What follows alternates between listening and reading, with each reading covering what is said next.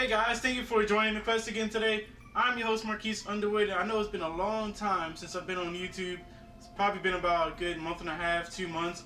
A lot of things happened that kind of caused my absence and all, so I promise I'll do a channel update with, new scheduled times, some new ideas I was thinking of, and just the future of the channel really.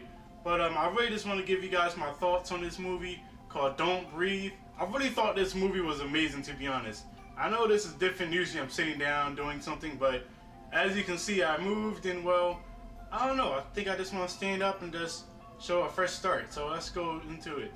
So Don't Breathe is about these kids that break into houses just to make some money, just to make some ends meet basically. And while they run across some blind dude who they feel is going to be an easy target just to make some cash off of, and what they don't know really is that the guy's not just some average blind guy that you usually run across in life. This guy, he's a veteran, they know that, but he's a little bit more than that. He's skilled in particular set of things, and well, he kicks their ass basically in movie. And I really think that this right here is one of the best movies of this year. This movie really had me on the edge of my seat the whole time, and I mean edge of my seat the whole time. I mean edge of my seat. In scenes when actors would do stuff like this, I tensed up and I was just into the moment, as afraid as those guys. Every time somebody would move away, somebody would run away, or maybe a dog would come by or something like that, I was always freaked out and just want these guys to survive. Even though they did break into the house, you kind of find yourself rooting for them in the movie. And I really think that's something good and something unique that the film was really able to portray really well. Technically, this movie is amazing. In the beginning, you get some tracking shots, basically showing you the outlook and the blueprint of the house, things where they are. Usually these type of scenes, they show weapons and certain areas of the house that's going to be used later on in the film, and that's really accurate here. A lot of things you see in this tracking shot, you will see again in the future of the movie. So I really thought that was cool, and I really liked it. I really respect the really respect the craft. And I really thought that was cool, unique. A lot of horror movies, they don't really do that nowadays. A lot of them, they just kind of throw you into this one. They wanted to gear you up and let you know, hey, something's about to happen. We're gonna let you guys know about these two things, but we got some other special surprises too. Also, I always knew where Stephen Lane's character, the blind guy, you always knew where he was. And this was my honest reaction while I was watching this. Don't go there. Move out the way. Move. What are you doing? Why are you still there? What are you doing? Move. Oh shit. In his relations to the other characters, the other 2-3 people that are inside the house, you always knew how far and how close they were from each other. So that always kept a thorough and intense environment there, which I really like too. Now Stephen Lang, this guy was really great in this movie. He doesn't really talk at all, to be honest, but he was amazing, especially as a blind guy. This guy, he has to basically act, and you have to believe that he's a blind guy.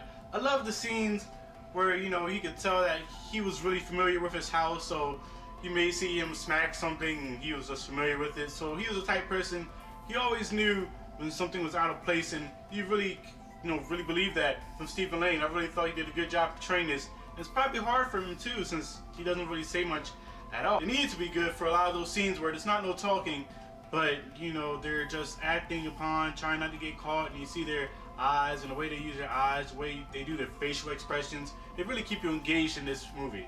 Some cons with this movie though is that the first 10-20 minutes of the movie, it's like your average setup and things. You kind of find out why people are doing what they're doing, so it's kind of cool. They kind of spoiled what happens at the end of the movie.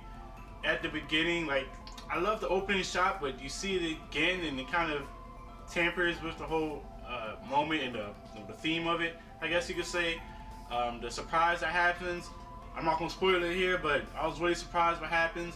And the end kind of felt like multiple versions of the script's ending or so. Like, they said, oh, we can do this ending, and another one would appear, and another one. It kind of felt like they didn't know how they wanted to end the movie, so they said, we're just going to show you all the different things that we thought of. And so here's the ending, here's another one, and here's another one. It's like they couldn't pick and choose. And I really thought that tampered with the experience, to be completely honest. But I did like the last shot. I really thought that was a really smart way to possibly make a sequel, kind of, if they wanted to. I don't know how believable that would be, but I'm down for it. If you can't tell, I really did like this movie, Don't Breathe. I really thought it was a fun time at the movies. Definitely one of the best films of the year, in my opinion. Arguably the best horror movie. I'm gonna give it a A-. I'm gonna give it a 4.3 out of 5. I really did enjoy this. Like I said, it was like the first 20 minutes or so that kind of bothered me, and some of the things they were doing is kind of stupid.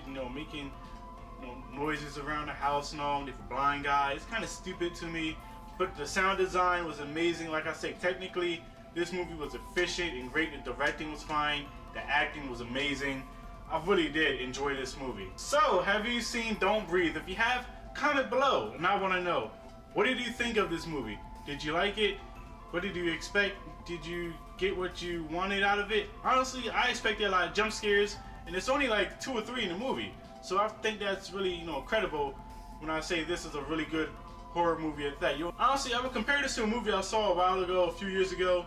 It's not as good, but it's kind of the same premise of like a home invasion type thing gone wrong, and it's called The Collector. I really found a lot of similarities between these 2 movies, and I really think if you like Don't Breathe, you should definitely check this out. It should be on video on demand, maybe on Netflix or Hulu or something like that. But definitely check that out if you can, if you did like this movie. You don't need jump scares in order to be a great horror movie. Thank you for watching and join the quest.